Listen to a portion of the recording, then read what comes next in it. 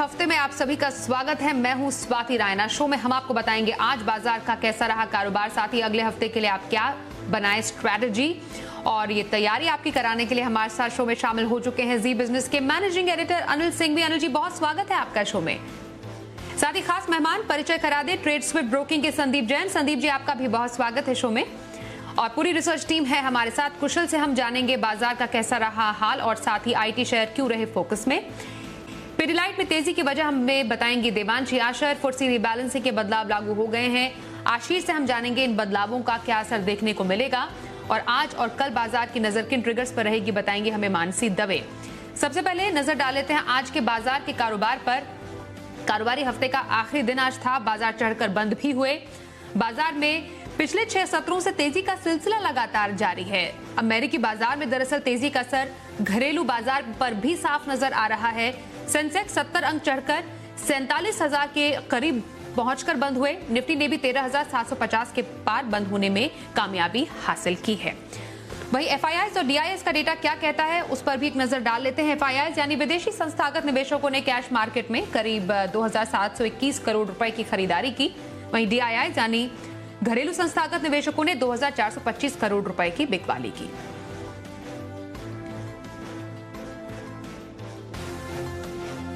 और editor stake के लिए अनिल जी का रुख करते हैं। अनिल जी, आज के सत्र को कैसे देखते हैं आप? एक और अच्छा सत्र हमें देखने को मिला। साथ ही सोमवार को बाजार में एक्शन कहां पर लगता है देखने को मिलेगा?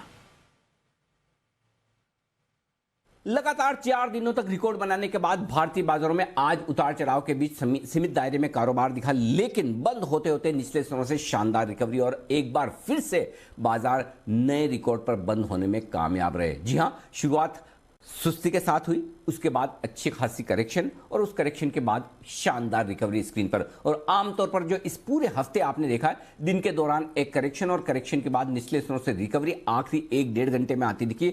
एग्जैक्टली वैसा ही ट्रेडिंग सेशन दिखा। ऐसा हफ्ता जिसे आप कह सकते हैं बेहद ऐतिहासिक, क्योंकि इस हफ्ते 5 के 5 दिन बाजार लाइफ टाइम हाई पर बंद हुए। 13,760 आज जो क्लोजिंग हुई है निफ्टी की, वो अब तक की सबसे उच्चतम स्तर पर क्लोजिंग हुई है। और सेंसेक्स 47,000 के बेहद करीब बंद हुआ है 46,960 पर। ये भी लाइफ टाइम हाई है आपके लिए। और सेंसेक्स ने तो आज 47,000 के पार के लेवल्स भी बनाए और नया लाइफ टाइम हाई भी छुआ है।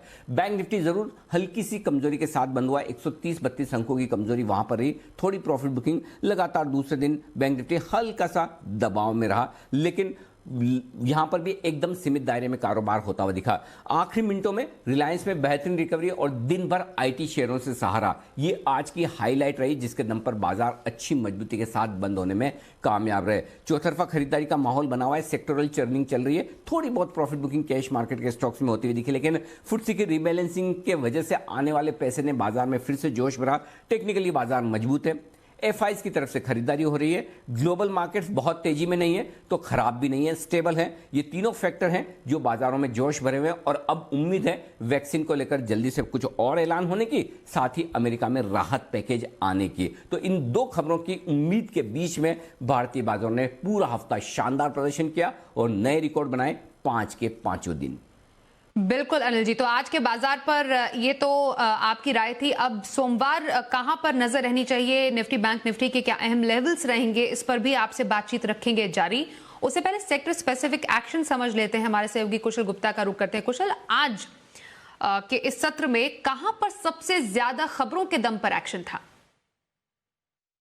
जी, तो कारोबारी हफ्ते के आखिरी दिन जो है आज बाजार में भारी उतार चढ़ाव रहा। निफ्टी जो है हरे निशान में बंद होने में सफल हुआ, हालांकि बैंक निफ्टी जो था वो लाल निशान में बंद होता हुआ दिखा। यहाँ पर निफ्टी के बढ़ने वाले शेयरों में डॉक्टर रेड्डी टॉप गेनर निकल कर आया और आईटी काउंटर्स जो थे वो फोकस में थे। पर लूजिंग ग्राउंड्स में प्राइवेट बैंकिंग स्पेस, जिसमें इंडसइंड बैंक, एचडीएफसी बैंक में गिरावट दिखाई। और साथ साथ अगर आप फार्मा स्पेस की बात करें तो आईटी के साथ साथ यहाँ पर भी जो है बेहतरीन तेजी बनती हुई नजर आई, जिसमें बायोकॉन और अरबिंदो फार्मा जैसे स्टॉक शामिल थे। लूजिंग ग्राउंड्स पर अगर आप बात करें तो बैंक स्पेस जो था तो आरबीएल बैंक वहां पर टॉप लूजर निकल कर आया। साथ ही फेडरल बैंक में भी हमें गिरावट देखने को मिली। यही नहीं कि अगर आप रियल्टी स्पेस की भी बात करें तो यहां पर भी आज मुनाफा वसूली हावी रही, जिसमें ओबराय रियल्टी, ब्रिगेड एंटरप्राइज जैसे स्टॉक्स में जो है हमें 1.5 से 2.5% की गिरावट देखने को मिली। वहीं जी के हिट कॉल्स की अगर आप बात करें तो भारतीय इंफ्राटेल पर आशीष जी का कॉल हिट था। साथ ही एल&टी टेक्नोलॉजी सर्विसेज जो जय ने आपको एसपीएल मिड कैप स्टॉक्स में बताया था, यहाँ पर 18% का इंटरडे अपमूव हमें देखने को मिला। और अंत में इन्फोसिस की बात करें तो स्टॉक ऑफ द डे में अनिल जी ने आपको रेकमेंड किया था, जहां पर पहले जो 2 टारगेट्स थे वो अचीव होते हुए नजर आए। शुक्रिया कुशल। सेक्टर स्पेसिफिक जानकारी हम तक पहुंचाने के लिए आज के एक्सपर्ट संदीप जैन का रुख कर लेते हैं। संदीप जी, आज के बाजार पर आपकी क्या राय है और अगले हफ्ते के मोमेंटम के बारे में आप क्या कहेंगे? साथ ही इंट्राडे पिक आप कौन से लेकर आए हैं आज सोमवार के लिए? हफ्ते भर की खरीदारी और पोजिशनल व्यू कहां पर रख सकते हैं? बिल्कुल, देखिए एक एक्सीलेंट रिकवरी थी। आज का जो दिन था एक अलग ही टाइप का दिन था, बड़ा करेक्शन था, सुस्त शुरुआत थी, फिर उसके बाद करेक्शन के बाद वापस से जो बंद हुआ और अंत में जिस तरीके से रिलायंस में चाल आई, आईटी शेयर्स एकदम आज धूम मचाए हुए थे। तो ओवरऑल 5 दिन इस कटान में, जैसा अनिल जी ने कहा कि 5 दिन ग्रीन में बंद होना, so overall it was a very exciting week. थोड़ा बहुत जरूर से एक दिन ये था कि बैंक निफ्टी रेड में क्लोज हुआ, एक दिन मिड कैप इंडेक्स रेड में क्लोज हो रहा है, बट निफ्टी तेज है। तो कहीं ना कहीं थोड़े से अब डाइवर्जेंसेस आ रहे हैं। तो ओवरऑल कॉशियस तो रहना ही है, क्वालिटी के साथ रहना है, और मुझे ऐसा लगता है कि बहुत अपॉर्चुनिटीज अभी भी है। सो हम वही जो हमारी जो थीम है कि ओवरऑल क्वालिटी के साथ रहेंगे और अच्छे स्टॉप लॉसेस और स्ट्रिक्ट स्टॉप लॉसेस के साथ और टारगेट्स के साथ ट्रेड करेंगे। सो इंट्राडे में मैंने अंबुजा सीमेंट, देखिए सीमेंट सेक्टर एक अच्छे फ्लेयर में है और ओवरऑल जो सरकार का भी फोकस है इंफ्रा के ऊपर और जो इकोनॉमिक रिकवरी है उसका बहुत बड़ा बेनिफिशियरी ये सेक्टर रहता है। तो अंबुजा सीमेंट अगेन लीडर है, 251 के लगभग क्लोजिंग हुई है, 257 259 का टारगेट के साथ इंट्राडे में 245 का स्टॉप लॉस लगाएं।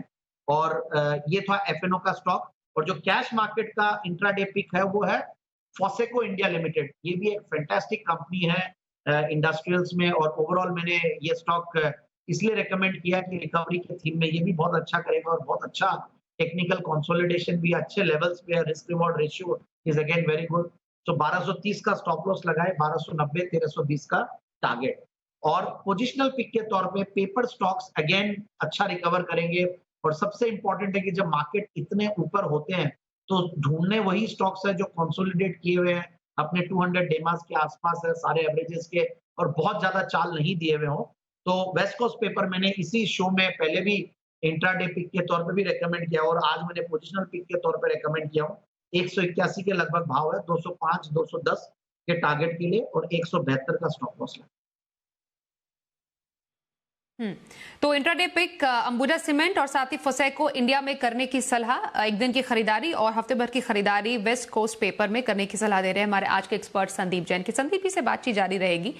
कुछ खबरों का रुख कर लेते हैं और वहां पर सेक्टर स्पेसिफिक एक्शन कैसा देखने को मिला ये भी समझते हैं। एक्सेंचर के नतीजों के बाद हमने देखा आईटी सेक्टर में काफी तेजी देखने को मिली है। अहम वजह जानते हैं कुशल से ही। कुशल जरा बताएं आईटी सेक्टर में इस तेजी की वजह और क्या रही है? जी, तो आईटी सेक्टर में आज आपको देखा कि दमदार तेजी यहां पर बनती हुई नजर आई और इसका सबसे बड़ा कारण बना एक्सचेंजर के Q1 FY21 के नतीजे जो अनुमान से काफ़ी बेहतर रहे। इनफैक्ट सालाना आधार पर अगर आप रेवेन्यू देखेंगे तो करीब 4% की बढ़त रही और सबसे इंपॉर्टेंट चीज़ यहाँ पर इनकी जो FY21 की गाइडेंस है वो ये बढ़ाते हुए नजर आए। 4 से 6% की गाइडेंस अब इन्होंने कर दी है। प्रीवियसली उन्होंने 2 से 5% की गाइडेंस दी थी और साथ ही कंपनी की जो ऑपरेटिंग मार्जिन है वो भी जो है वो बरकरार रखने में सफल रहे। तो ओवरऑल जिस आपकी डील पाइपलाइन लग रही है वो काफ़ी स्ट्रांग है और खासकर डिजिटल कॉन्ट्रैक्ट जो है वो कंपनी लगातार जीतती हुई जा रही है। और यहाँ पर अगर आप देखें तो एक्सेंचर का करीब 70% रेवेन्यू जो है वो डिजिटल कॉन्ट्रैक्ट से आता हुआ नजर आता है। और भारतीय आईटी कंपनियों की बात करें तो हैप्पीएस्ट माइंड जो हाल फिलहाल की लिस्टिंग है वहाँ पर करीब 97% रेवेन्यू जो है डिजिटल स्पेस से आता है और बाकी फ्रंटलाइन आईटी कंपनीज की भी अगर बात करें तो 40 से 50% तक के रेवेन्यू जो है अभी अब डिजिटल फ्रंट से आते हुए नजर आते हैं। तो ओवरऑल आगे के लिए जो डिजिटल कॉन्ट्रैक्ट्स पर जो आईटी कंपनियां चलती हैं उनकी एक सिग्निफिकेंट रेटिंग संभव है, जिस तरह से एक्सेंचर के नंबर्स आते हुए नजर आए हैं। शुक्रिया कुशल इस पूरी खबर पर और ज्यादा डिटेल्स देने के लिए। आपका अगला फोकस शिफ्ट करते हैं पिडिलाइट की तरफ। शेयर रिकॉर्ड हाई पर है, इसकी वजह समझते हैं हमारी सहयोगी देवांशी आशर से। देवांशी, पिडिलाइट में रिकॉर्ड तेजी की वजह क्या है? जी बिल्कुल, पिडिलाइट के शेयर में आज करीब 6% तक की तेजी होती हुई दिखी और यही नहीं लगातार कई दिनों से अच्छे रिटर्न्स इस स्टॉक में आते हुए दिखे हैं। क्या वजह है इस तेजी की? तो अनलॉकिंग के चलते हम देख रहे हैं इस शेयर को फायदा होता हुआ दिख रहा है। जब लॉकडाउन होता हुआ दिखा था, सारे जो कामकाज थे, कंस्ट्रक्शन एक्टिविटी थी, घरों की बिक्री थी, वो रुकती हुई दिखी थी और इसका असर इनके नतीजों पर आता हुआ दिखा था। कंपनी के जितने भी प्रोडक्ट्स हैं इनकी बिक्री रुकती हुई दिखी थी, नेगेटिव वॉल्यूम ग्रोथ हमने देखा था। लेकिन दूसरी तिमाही में जैसी अनलॉकिंग होती हुई दिखी, हमने देखा बहुत ही शानदार रिकवरी इसके नतीजों में आती हुई दिखी थी, मार्जिन्स बढ़ते हुए दिखे थे और साथ ही जो कच्चे माल की लागत है वो भी कम होती हुई दिखी थी, तो इसका फायदा कंपनी को होता हुआ दिखा था। लेकिन अब देखिए आप जिस तरह से अब अनलॉकिंग धीरे धीरे बढ़ती हुई दिखी और जो कंस्ट्रक्शन कामकाज है, घरों की बिक्री है वो बढ़ती हुई दिख रही है, इसका क्लियरली जो फायदा है वो कंपनी के नतीजों पर आता हुआ दिखेगा। साथ ही आप देखिए कंपनी का जो फोकस है वो डाइवर्सिफिकेशन पर ज्यादा होता हुआ दिख रहा है। जो भी सेगमेंट में गैप नजर आता है उनको कि इनके कंपटीशन के पास और इनके पास ये प्रोडक्ट्स नहीं है, वहां पे कंपनी कोशिश कर रही है कि अधिग्रहण करे और वो जो गैप है वो फिल करे अपने पोर्टफोलियो में। तो इसके चलते हम देख रहे हैं कि जो एनालिस्ट हैं इनको ये स्ट्रैटेजी काफी पसंद आती हुई दिख रही है। कंपनी का ये कहना है कि इनका जो कोर कारोबार है इससे कुल आय जो है वो करीब 67% आती है, लेकिन वो धीरे धीरे कम होकर करीब 50% तक आती हुई दिखेगी। लेकिन जो मार्केट शेयर है वो मेंटेन करने की जो कोशिश है वो कंपनी करती हुई दिखेगी। साथ ही कंपनी लगातार अधिग्रहण पे फोकस कर रही है। हाल ही में हमने देखा था जो हंसमैन कंपनी है उसको कंपनी ने अक्वायर किया और उसके पर कंपनी कामकाज भी कर रही है, तो माना यही जा रहा है कि इससे भी इनके जो नतीजे हैं, आय है, मार्जिन्स है वो काफी बढ़ते हुए दिखेंगे।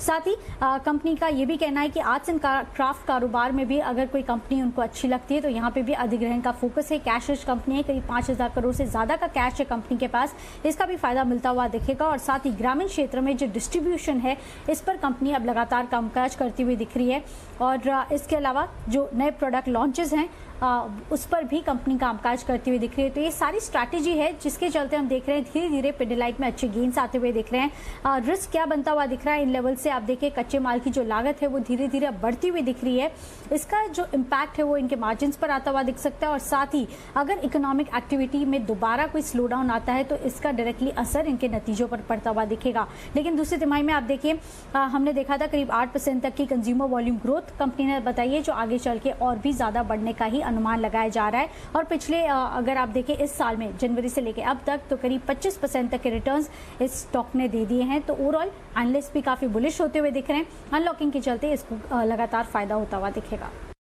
शुक्रिया देवांशी पिडिलाइट पर ये पूरी जानकारी बताने के लिए। संदीप जी आपसे क्विक टेक हम लेंगे, एक तो आईटी सेक्टर पर जिस पर कुशल हमें जानकारी दे रहे थे, हालांकि पूरे सेक्टर में अच्छी तेजी है, पर आपके लिए प्रॉमिसिंग शेयर कौन सा है आईटी सेक्टर में से, और पिडिलाइट के इस रिकॉर्ड हाई में क्या स्ट्रैटेजी रखी जा सकती है?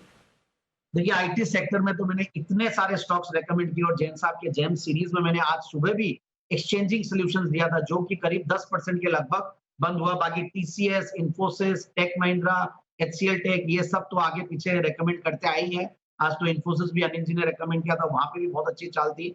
और मैंने सैक्सॉफ्ट है, OFS जो कि थोड़ा बड़ा कैटेगरी का शेयर है, बहुत ज्यादा मूव नहीं देता बट वो बहुत बढ़िया लगता मुझे। साइबर टेक बहुत बड़ा मूव दिया हुआ है, 60-65 रुपए के लेवल्स पे रेकमेंड किया हुआ स्टॉक आज 140 के ऊपर 100 ये 3 फिगर्स में पहुंच गया है। तो ओवरऑल बहुत सारी अपॉर्चुनिटीज है। मुझे लगता है आईटी स्टॉक्स में जो एक्सेंचर का जो पॉजिटिव एक रुझान आया और जिस तरीके से रूपी भी अब हो सकता है कि कहीं ना कहीं कमजोर हो, डॉलर मजबूत हो, तो यहाँ पे ध्यान देंगे। फिर थोड़ा सा लोग अब जब मार्केट इतने चल जाते हैं तो डिफेंसिव सेक्टर की तरफ जाते हैं, तो वहां पे आईटी, फार्मा, एफएमसीजी का फ्लेवर और बढ़ जाता है। तो overall I am quite bullish on IT sector, लेना चाहिए। बाकी पिडिलाइट मुझे थोड़ा सा महंगा लगता है इन लेवल्स पे, 98 के पी मल्टीपल पे मैं संभाव फ्रेश बाइंग की हिम्मत नहीं करूंगा। बट यस, फंडामेंटल्स और जो भी क्रेडेंशियल्स है वो अनबिलीवेबली बहुत अच्छे हैं। हर चीज अच्छी थी। सितंबर का क्वार्टरली रिजल्ट भी लास्ट सितंबर के मुकाबले अच्छा था, रिकवरी थी, will play well. So it's a good hold, जिन्होंने ले रखा है वो होल्ड करके रखे। बट ओवरऑल फ्रेश बाइंग के लिए मैं यही बोलूंगा कि बाय ऑन डिक्लाइंस के रणनीति। तो पिडिलाइट जिनके पास है वो होल्ड करके रखे। और आईटी सेक्टर का जहां सवाल है तो आईटी सेक्टर पर काफी बुलिश है हमारे आज के एक्सपर्ट संदीप जैन। आइए जानते हैं सोमवार को बाजार पर क्या स्ट्रैटेजी बनाए। अनिल जी आपके पास हमारे हैं, सोमवार के लिए क्या स्ट्रैटेजी रहे, किन सेक्टर्स पर नजर रखनी चाहिए, और निफ्टी और बैंक निफ्टी के अहम लेवल्स क्या होंगे?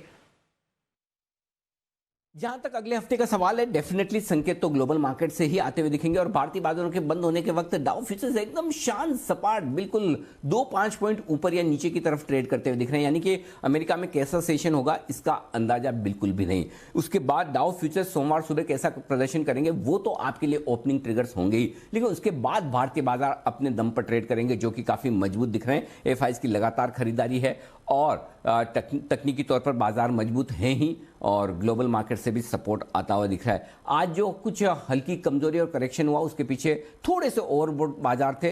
पुट कॉल रेशियो 1.8 के आसपास 1.9 के आसपास आता हुआ दिखा, जिसकी वजह से थोड़ी प्रॉफिट बुकिंग और थोड़ी पोजीशन हल्की होती दिखी और उसके बाद बाजार फिर से तेजी की तरफ बढ़ते हुए नजर आए। अब जहां तक सोमवार का सवाल है, 13,600 13,650 निफ्टी पर मजबूत सपोर्ट के तौर पर काम करेगा और ऊपरी स्तरों पर 13,800 को पार करने के बाद 13,900 14,000 तक की राह अगले हफ्ते के लिए बनती हुई नजर आ सकती है, बशर्ते कि ग्लोबल मार्केट सपोर्ट करें। बैंक निफ्टी लगातार 30,250 के आसपास 30,350 के आसपास सपोर्ट लेता हुआ दिख रहा है, तो सपोर्ट रेंज जो होगी 30,350 से लेकर 30,500 की और ऊपरी स्तरों पर 30,900 31,000 हल्की रुकावट का लेवल है। एक बार उसे पार किया तो बैंक निफ्टी में भी वहां से और भरपूर तेजी बनने की संभावना है। तो इन लेवल्स पर आप नजर रखिए और नजर रखिए ग्लोबल मार्केट्स पर। फंड फ्लोज मजबूत है, तकनीकी तौर पर बाजार मजबूत है, मूड माहौल ठीक है, ग्लोबल मार्केट्स ने साथ दिया तो फिर से अगले हफ्ते और तेजी की संभावना बनती हुई दिखेगी। शो में शामिल होने के लिए और सोमवार की स्ट्रैटेजी दर्शकों से साझा करने के लिए आइए अब ऑप्शन की स्ट्रैटेजी सोमवार के लिए समझते हैं।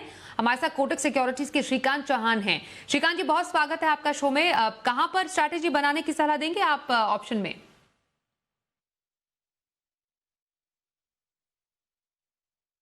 ओके, श्रीकांत जी से थोड़ी देर में बात करते हैं। इस बीच संदीप जी का फिर से रुख करते हैं। Sandeep ji, long term strategy किसी को अगर बनानी हो तो आज के लिए इन्वेस्टमेंट पिक आपकी कौन सी होगी? बिल्कुल, जैसा कि मैंने कहा, अब सेफ्टी के साथ जाएंगे, क्वालिटी स्टॉक्स के साथ जाएंगे, तो वैसा ही स्टॉक है हनीवेल ऑटोमेशन। एक बेहतरीन क्वालिटी एमएनसी कंपनी है, एक फॉर्च्यून 500 कंपनी है और उसकी इंडियन सब्सिडियरी करीब 3,000 करीब एम्प्लॉइज है और automation, software solutions, process solutions, business solutions और बहुत सारे प्रोडक्ट्स बनाती है और बहुत ही अनोखी एक ब्यूटीफुल कंपनी है। मैं यही बोलूंगा, आप फंडामेंटल्स की अगर बात करें तो करीब देखिए 34-35% की रिटर्न ऑन कैपिटल एम्प्लॉयड है, 25% की आरओई है, 75% प्रोमोटर का स्टेक है, एफआईआईज डीआईआईज तो ओन करते ही है स्टेक। उसके अलावा आप देखिए पिछले 3 साल की प्रॉफिट की क्या कर 42.5% की, तो बहुत इंप्रेसिव है। और उसके बाद नेट प्रॉफिट मार्जिन करीब 15% के लगभग और सितंबर के क्वार्टरली रिजल्ट्स भी अच्छे थे। तो overall I am very bullish on the stock और मुझे लगता है कि डाउनसाइड बहुत कम है। और इन स्टॉक्स में एक और बढ़िया बात यह है कि मार्केट करेक्ट करेंगे तो उसके लिए खुशी होना चाहिए। इन टाइप के स्टॉक्स को अगर आप ओन करते हैं तो आप नीचे के लेवल्स पे एवरेज भी कर सकते हैं, इनमें सोचने की जरूरत नहीं होती है। एवरेजिंग का फॉर्मूला इसमें अप्लाई कीजिए और ऊपर के लेवल्स फिर से आएंगे जब भी मार्केट सेंटिमेंट्स और अच्छे रहेंगे। So overall lesser downside risk, upside is very good और मुझे ये आराम से ये स्टॉक 36,900 37,500 के टारगेट्स के लिए आने वाले 6 से 9 महीने के लिए लगता है कि पहुंच जाए। 6 से 9 महीने के लिए हनीवेल ऑटोमेशन में खरीदारी की सलाह संदीप जी की। संदीप जी, एक और सवाल मैं आपसे जानना चाहूंगी फुर्सी रीबैलेंसिंग से जुड़ा हुआ, क्योंकि आज बाजार बंद होने के बाद से लागू हुआ है और बाजार में भी लगभग 6,600 करोड़ रुपए तक के निवेश आने की उम्मीद है। क्या आपको इसका इम्पैक्ट लगता है? एक पॉजिटिव इम्पैक्ट है, देखिए सर्टेनली, और काफी जो स्टॉक्स में रीबैलेंसिंग हुई है और जिनमें निवेश हुआ है वो वैसे बड़े स्टॉक्स है और सब में अगर डिवाइड करें तो सर्टेनली 300 करोड़ 400 करोड़ के बीच का पैसा आ रहा है। So it's a positive sign and already market इन्हीं तरीके से जो भारत में जो बाहर के पैसे आ रहे हैं एफआईआईज की, आज भी जैसे अच्छी खासी बाइंग थी, रोज वो लोग 2 से 2,500 करोड़ की एक मान लीजिए कि डेली एसआईपी कर रहे हैं कैश मार्केट में। So that really gives confidence. So मेरे हिसाब से पॉजिटिव रिएक्शन ऑलरेडी आ चुका है, काफी हद तक अब डिस्काउंटिंग हो चुकी है उसकी एंड क्वालिटी स्टॉक्स में बने रहना, यही हमारी थीम।